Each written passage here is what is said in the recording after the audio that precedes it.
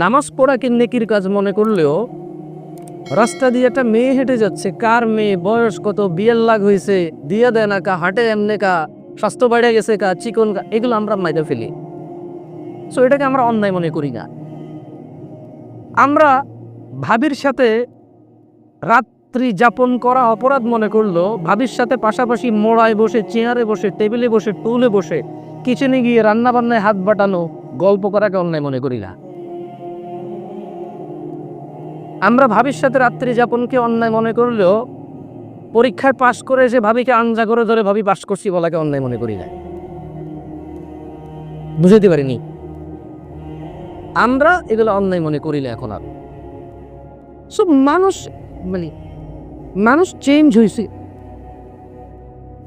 এখানে আবার ইবাদত মানুষ ভিন্নভাবে দিয়ে নিছে। এক গ্রুপ মনে করতেছে যে এটা বড় লোকের, আরেক গ্রুপ মনে করতেছে এটা গরিবের। ইবাদতকেও তারতম্য নিয়ে চলে আসছে। মানে যখন আপনি এর আসলে ডিফারেন্ট উদাহরণ দেওয়া যেতে পারে, তবে এটা একটু খারাপের দিকেও চলে যেতে পারে, আপনারা মাইন্ডও নিতে পারে। এটাকে আমি লিভ করলাম। এমনিতে আমার এই দেশের কথাবার্তা বলার আন্দাজ ভালো না। আমি এখানকার বিহেভিয়র, এখানকার যে ন্যাচারাল বিহেভিয়র আছে, বাচ্চাদের যে আদব কায়দা আছে, মানে আমাদের এলাকাকৃত আর কি, আমি বলবো না যে আমি বেয়াদব, এটা বলবো না, তবে আঞ্চলিক আদব আমার ভিতরে কম। তো এই জন্য চেষ্টা করতেছি অনেক কিছু বলা থেকে বিরত থাকতে। তো মানুষ ইবাদত করে জান্নাতের জন্য, মানুষ অপরাধ থেকে দূরে থাকে জাহান্নাম থেকে বাঁচার জন্য। কিছু মানুষের মাথায় এটা ঢুকে গেছে, সারাদিন ইবাদত করলে হবে, পয়সা করেও কামাই করতে হবে। এটা কখন বলে সে জানেন? যখন তাকে বলে ৫ ওয়াক্ত নামাজ পড়তে, তার কাছে তখন একটা যুক্তি আসে কি, সারাদিন আল্লাহ আল্লাহ করতে, আল্লাহ কিন্তু বলে নেন তুমি কাজকর্ম করতে হবে, হালাল রুজি করে, এটা ওটাই ইবাদত। আমরা রিক্সা চালাই খাই, ভ্যান চালাই খাই, এটার থেকে বড় ইবাদত আর কি আছে? এইটাও সারাদিনের সাথে তুলনা করলো কখন, যখন ওকে সলাত আদায় করতে বললো, সলাত আদায় করলো, একটু ইসলামিক একটা প্রোগ্রাম হচ্ছে, ২-৪টা দিন নিয়ে কথা হচ্ছে, হারাম হালাল নিয়ে কথা হচ্ছে, সেপারেশন হচ্ছে, তখন ওকে বললো এটা বলবে। আপনি সারাদিন বেকার থাকেন, এই একটু সপ্তাহে 2টা হালাকা, 2টা ইসলামিক প্রোগ্রাম আপনি অ্যাটেন্ড করেন কিছু শেখার জন্য, আপনি বন্ধু বান্ধবের সাথে যান, ক্রিকেট খেলেন, ফুটবল খেলেন, আপনি গেমস খেলেন, আপনি আড্ডা দেন, আপনি প্রেম করেন, আপনি বেড়াতে যান, সব উদাহরণ আসবে না। আপনার মা আপনাকে উদাহরণ দেবে, কাম কাজ তো নাই, খালি ওই আল্লাহ বিল্লাহ করলে চলবে না, তোমার ঘরে খানা আসবে। আল্লাহ খালি আল্লাহর ইবাদত নিয়ে পড়ে থাকতে বলো না, কাম কাজও করতে বলছে। ওই পোলা কিন্তু সারাদিন ইবাদত করে না, কিন্তু সপ্তাহে 2টা প্রোগ্রাম অনলি অ্যাটেন্ড করে। সো ওর মায়ের কাছে মনে হচ্ছে, ওর বাপের কাছে মনে হচ্ছে ও সারাদিন আল্লাহ আল্লাহ করে, কোনো কাজ করে না, আর আল্লাহ আল্লাহ না করার কারণে সে কাজ করে না। এভাবে মানুষের মাথা এখন চেঞ্জ হচ্ছে। মানুষ অনেক আগ থেকে এগুলো বলা শুরু করছে যে সারাদিন আল্লাহ আল্লাহ করলে চলবে না, কি করতে হবে, কাজকর্ম করতে হবে। আমি ওদেরকে বলতে চাই, কোনো মানুষ ফজরের নামাজ পড়ে যদি কাজকর্মে লেগে যায়, হালাল ওইটাই আল্লাহ আল্লাহ করা। সুবহানাল্লাহ বলা ইবাদত, আলহামদুলিল্লাহ বলা ইবাদত, আস্তাগফিরুল্লাহ বলা ইবাদত, 2 রাকাত নফল সালাত পড়া ইবাদত, 2 টাকা সাদকা করা ইবাদত, ওই ফজরের সালাত আদায় করে হালাল কর্মে গেলে ওইটাও ইবাদত। সো ইটস ইবাদত। আমার মূল টার্গেট হওয়া উচিত ইবাদত। কি আমার মূল টার্গেট হওয়া উচিত? কি ইবাদত। কেন? ইবাদত করলে আমার নেকির পাল্লা ভারী হবে, আল্লাহর সাথে আমার সম্পর্ক গাঢ় হবে, আল্লাহর সাথে আমি ক্লোজ হব, অপরাধ প্রবণতা কমে আসবে আমার। সো আমার উচিত হচ্ছে টার্গেট নেওয়া, ইবাদত করা, এবং যখন যে অবস্থায় আছে সেই অবস্থায় যে অ্যাভেলেবেল ইবাদত আছে সেটাকে করা, যেটা আমার জন্য বেটার সেটা করা। যে এগুলো কথা বলছিলাম কেন, মানুষ আসলে তার ইবাদত দিয়েও যে জান্নাতে যাবে, আর তার অপরাধ এড়িয়ে চলা থেকেও যে মানুষ জাহান্নাম থেকে মুক্তি পাবে তা নয়। মানুষকে আল্লাহ ক্ষমা করলেই মানুষ জান্নাত পাবে, মানুষকে আল্লাহ দয়া করলেই মানুষ জান্নাত পাবে। তো যদি আজকে এখানে মুসল্লিরা জুমার নামাজে এজন্য আসে যে এইটা সপ্তাহে একটা নামাজ না পড়লে আমার অসুবিধা হতে পারে, আমার ইমান দুর্বল হয়ে যেতে পারে, আমার মুসলমানের তো দুর্বল হয়ে যেতে পারে, জিনিসটা খারাপ দেখা যায় সপ্তাহে যদি একদিন না পড়ি। তো এক ক্যাটাগরির মুসল্লি এখানে আছে হয়তো এরকম, এখানে না, বাংলাদেশের যে কোনো মসজিদে আছে এরকম। ইভেন আজকের দিনে বাইতুল্লাহ, মক্কার মদিনাতুল মুনাওয়ারা, মক্কাতুল মুকাররমা, ওখানেও সেম ক্যাটাগরির এমন অনেক বাংলাদেশি আছে ইন্ডিয়ান আছে, পাকিস্তান আছে, ইভেন সৌদি আছে, যে উমরায় গেছে অথবা হজে গেছে, হজ থেকে এসার নামাজ পড়বে না, উমরা থেকে এসার নামাজ পড়বে না। আমি বহু বাংলাদেশি চিনি, যেহেতু আমি দেখেন আমি বাঙালিকে খারাপ বলতেছি না। আমার দেশ কোথায়? বাংলাদেশ। আমার আত্মীয় স্বজন কোন দেশি? বাংলাদেশি। আমার পাড়া প্রতিবেশী কোন দেশি? বাংলাদেশি। আমি চলি কার সাথে? বাংলাদেশির সাথে। সো আমি ওনাদেরটা জানি, বাকিদেরগুলো আমি জানি না। হতে পারে আরো খারাপ, হতে পারে ভালো। এমন বহু বাংলাদেশি আমি চিনি, আমার ঘরেই আছে, উমরা গিয়ে শুধু তাওয়াফ করে আসো, জোর পড়ে না, মক্কার পাশেই হোটেল নিয়ে থাকে। So there is a different kind of মুসল্লিস এখন এক্সিস্ট করে, মানে এখন পাওয়া যায়, অ্যাভেলেবল পাওয়া যায়। সো যদি যাদের ইচ্ছা হচ্ছে যে ইবাদত করে জান্নাতে যাব, তাহলে আল্লাহর ক্ষমা পেতে হবে। কি পেতে হবে? ক্ষমা পেতে হবে। এখন প্রশ্ন, ক্ষমা কিভাবে পাবে? ধরেন জানাকারী জানা করে, মদখোর মদ খায়, ঘুষখোর ঘুষ খায়, মানে হিন্দু লোকের শুকর খায়, মানে ও ঘুষের টাকা দিয়ে গরুর গোশত খায়, কি মজা, সুবহানাল্লাহ। গরু, এটা কি কম্প্রোমাইজ করা যায় ভাই? গরু গরুই, এরকম উদাহরণ দিলে। আবার 3 পিসের জায়গায় 4 পিস নিয়ে বলবে যে আরে ভাই গরু কি আর না করা যায়, যতই ডাক্তারে কুক, এইটা সামনে পেলে আরে দাও দাও আজকে একদিন গেলে কিছু দেবা। শোনা গেছে অমুক হোটেলে কুকুরের মাংস দিয়ে রান্না করে খাওয়ানো, মানুষের কি অধঃপতন, ছি ছি ছি ছি।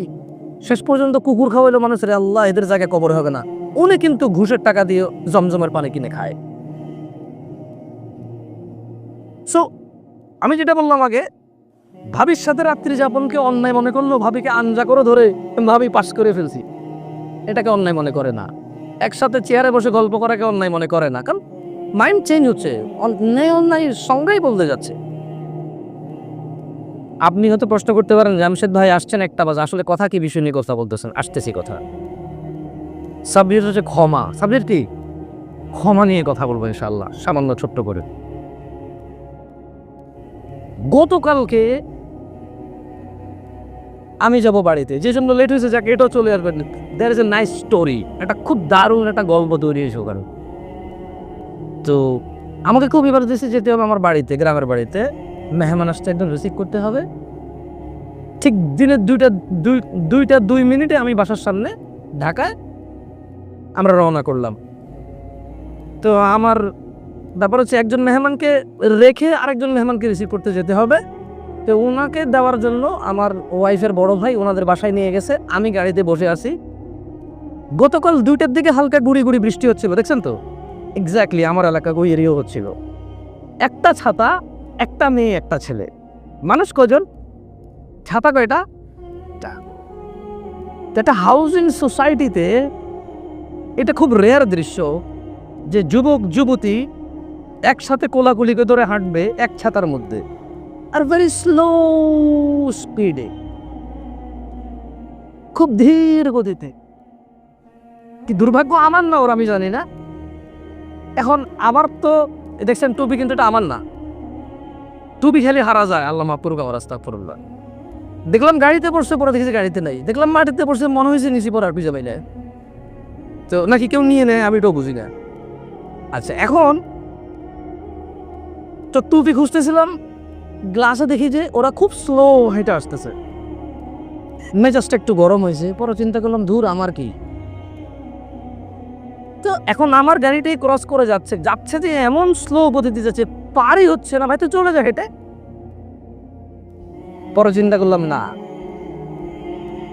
আমাকে কেউ চিনতো না, আমার 5 পয়সার এখনো দাম নেই, তখনও দাম নেই। এই বাংলাদেশের 2-4 জন মানুষ এখন আমাকে জানে, চেনে। একটা কথা বললে হয়তো মানুষ বিবেচনা করবে, আমার একটা অন্যায় হলে মানুষ হয়তো মার্জনার চোখে দেখবে।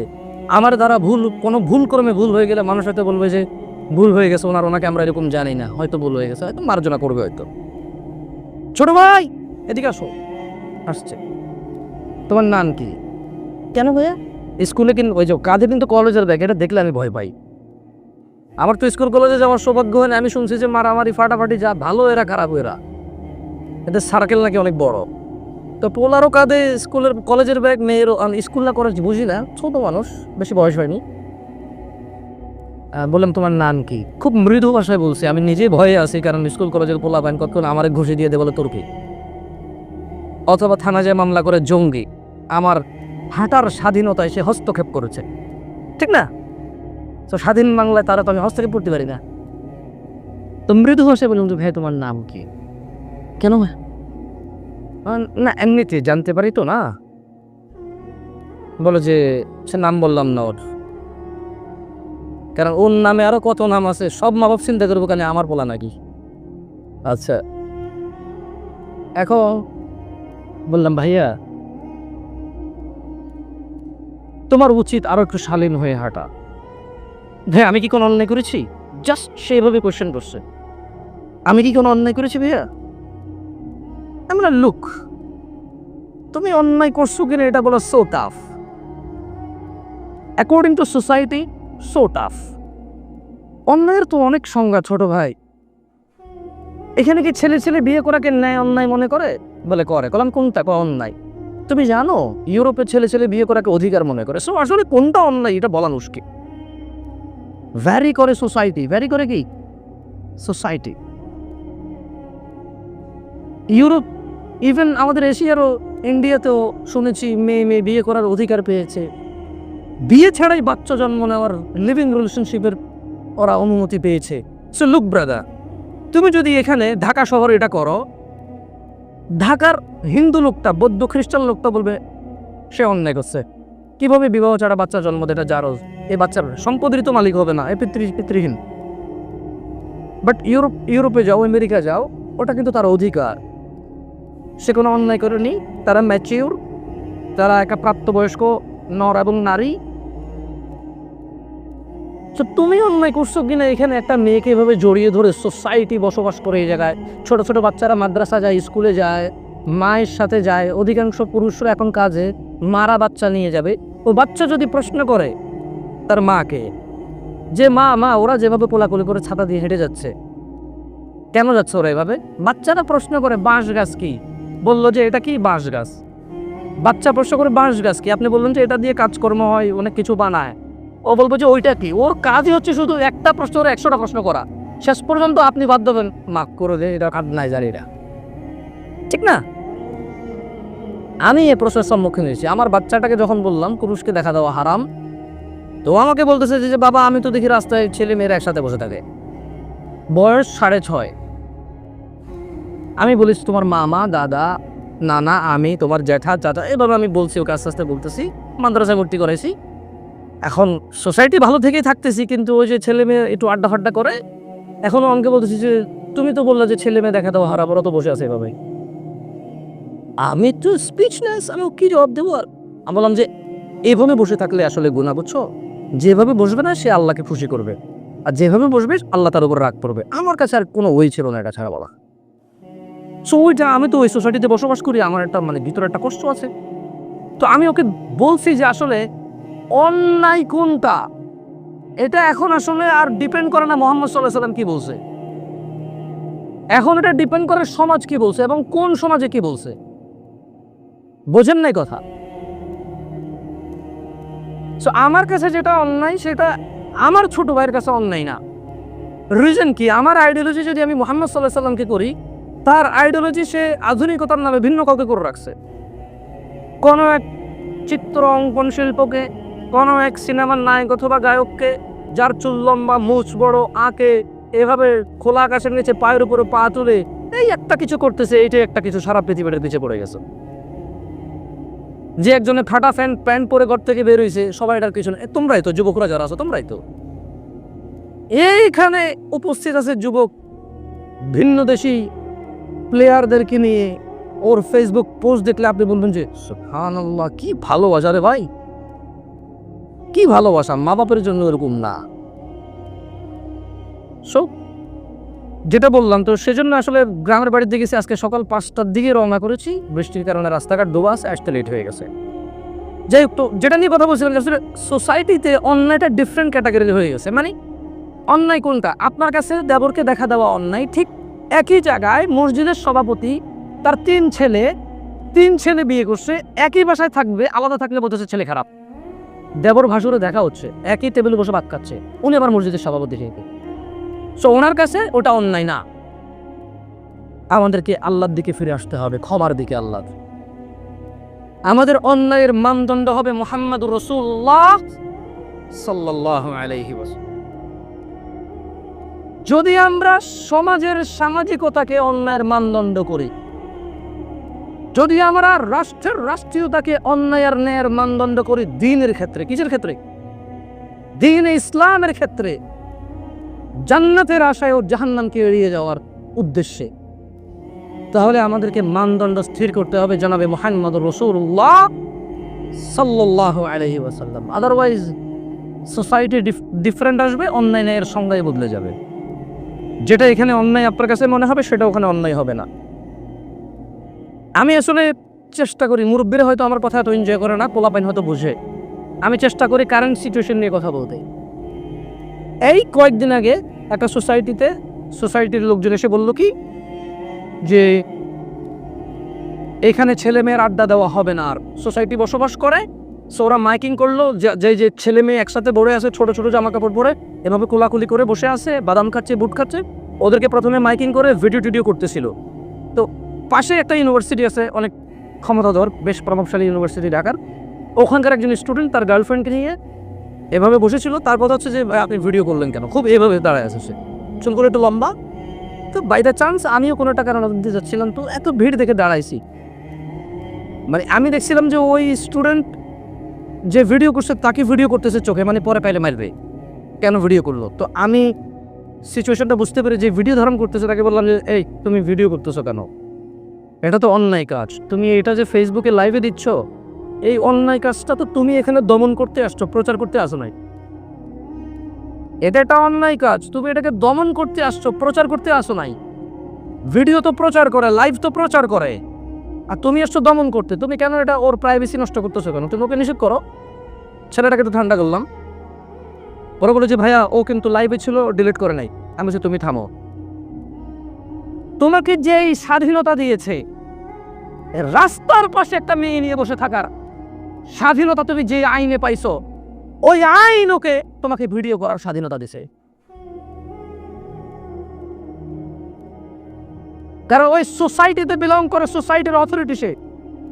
তোমাকে যে না করেছে, তুমি যদি মানবাধিকারে যা মামলা করো যে আমি আর আমার প্রেমিকা বসেছিলাম, আমরা কোনো অন্যায় করছিলাম না, we are just having fun, হ্যাঁ আমরা জাস্ট মজা করতেছিলাম, এনজয় করতেছিলাম, বাদাম খাচ্ছিলাম, সে আইসা আমাদের ভিডিও করছে। So what's wrong with it? This society more than 20,000 people live. 20,000-এর বেশি মানুষ এই সোসাইটিতে বসবাস করে। 5,000-এর বেশি মানুষ গত 5 ঘন্টায় এই রাস্তা দিয়ে হাঁটছে। তুমি তাদের সামনে বসেছিল, তোমার কাছে কোনো ইস্যু ছিল না। ও ফেসবুকে লাইভ দিতেছে, নাহলে 50,000 মানুষে দেখবে। What's wrong with you?